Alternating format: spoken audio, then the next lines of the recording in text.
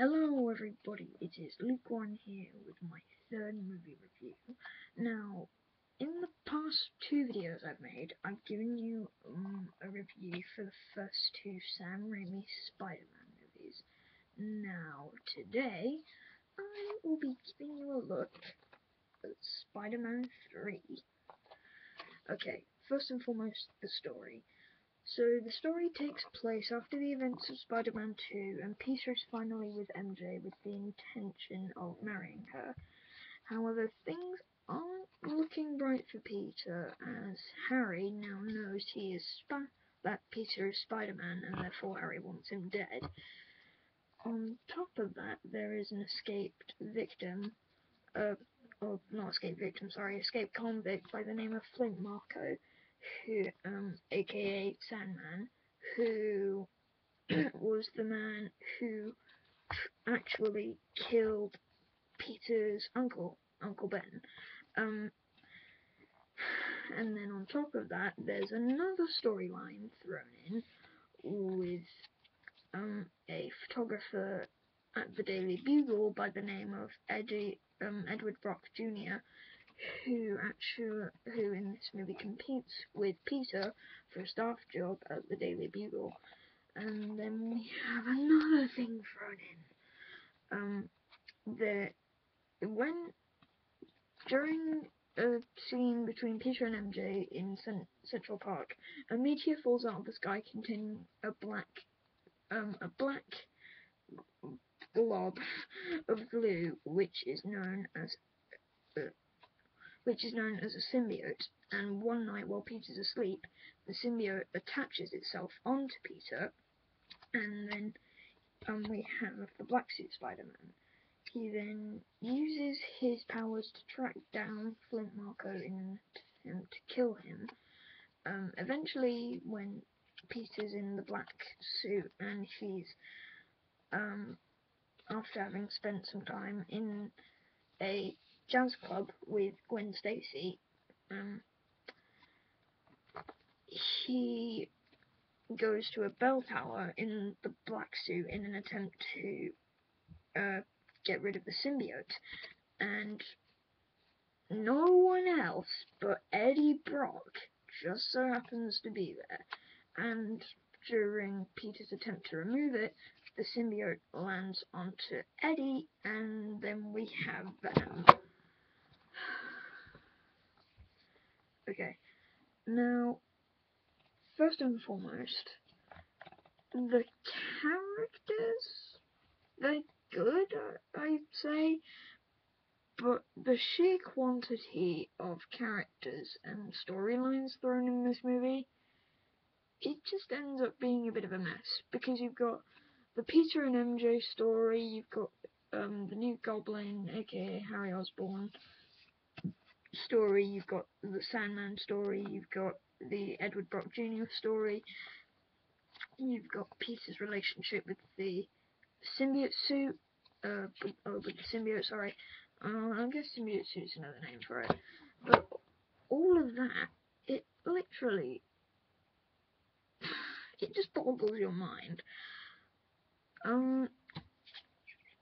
However, actually no, I'm gonna address some negatives, both personal dislikes and negatively received plot points. The first thing I'm gonna bring up in regards to negative things about the movie, the amnesia. The freaking amnesia. I don't know about you, but that was actually a really, really, really, really stupid idea. Giving Harry amnesia. That was actually very, very dumb. I don't know about you, but that was very much commonly received as dumb. The scenes with Peter with the symbiote as the Black Suit Spider-Man, the scenes where he has the symbiote in the Daily Bugle, where he grabs Eddie by the shirt, the whole "you want forgiveness, get religion,"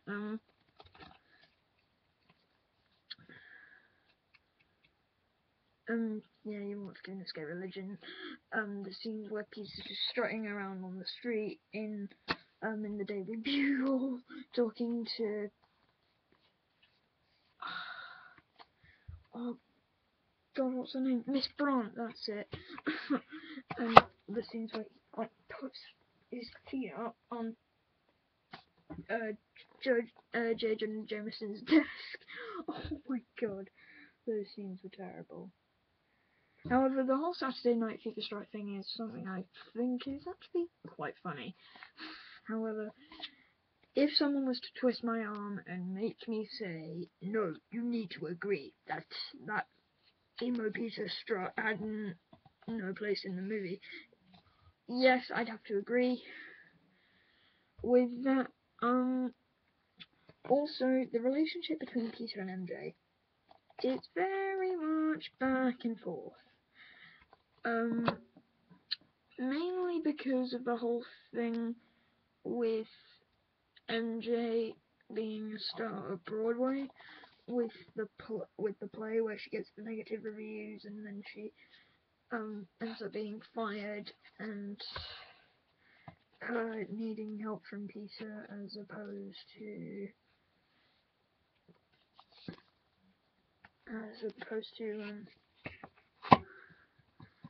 Peter needing help from MJ.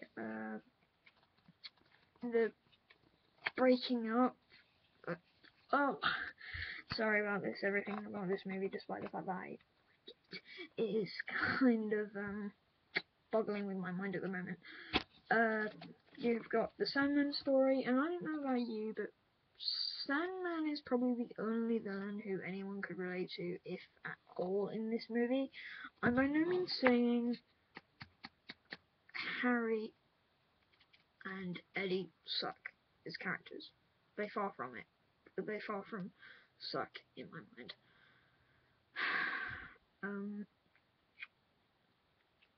Yeah. They're just... Well, the thing is, you see, with the story of the Sandman, at least Sandman had a goal that he was working towards, which is something that... well, I guess you could say Harry has a goal to a degree. Okay. Sorry. Don't know what that's about. But, yeah, all of the plots in the movie, it's just mind-boggling. In terms of action, it's easily the most action-heavy of the three, because you've got the fights between Spider-Man and Sandman, you've got the fight between Peter in out of the Spider-Man suit against Harry in his new Goblin outfit. You've got and you've got the fight with Spider-Man, New Goblin, Venom, and Sandman.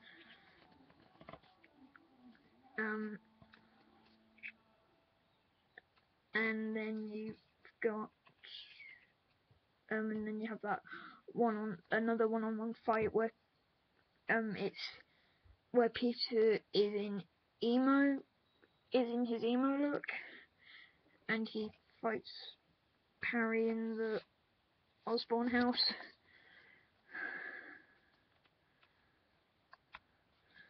So yeah, the action definitely very good. If someone was to ask me my favourite action scene of this movie, it would probably have to be Black Suit Spider-Man against Sandman. That was cool. Acting wise, it's good from every actor, I'd say.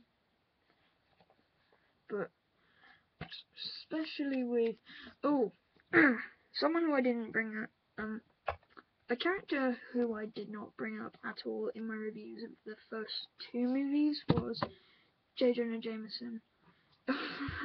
All of the scenes with J. Jonah Jameson in the Sam Raimi Spider-Man movies are hilarious. I think that's primarily stemming from the fact that he was played by J.K. Simmons. hilarious. But overall, with my opinion on Spider-Man 3, a lot of people are probably going to hate me for this, but I like it. Yeah, I actually think it's a good movie. I do think, though, some of the negatives people have with this movie, I mean, if they're complaining about things that are commonly received as negative issues and are genuine holes in the plot, then fine. But I can't help if some of the hate for Spider-Man 3 is being a tad bit visceral, which is a shame, because I actually think the movie's good. So overall, I would give Spider-Man 3 6.5.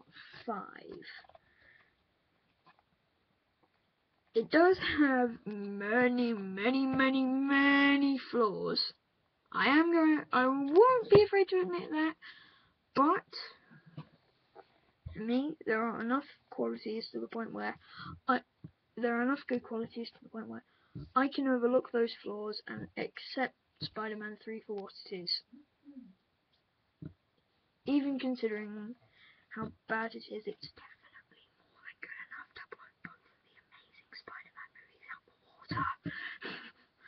But, even so, I hope you enjoyed my reviews of the Sam Raimi Spider-Man trilogy.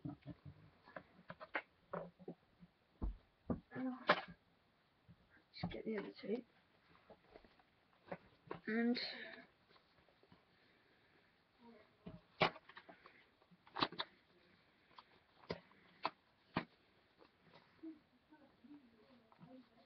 oh, there they are.